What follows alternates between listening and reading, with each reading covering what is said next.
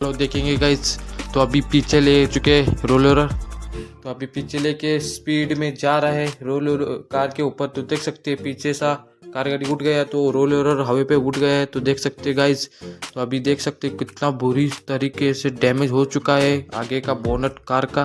तो देख सकते हैं ये गाइस रोलर पीछे धकल रहा है, इसीलिए भाई लोग गड्ढा गड्ढा करके उसमें कार डाल चुके हैं। तो हमें अमित भाई ने बोल रहे हैं अभी मैं चलाऊंगा, ऐसा बोल रहे हैं। तो अभी डाल चुके हैं।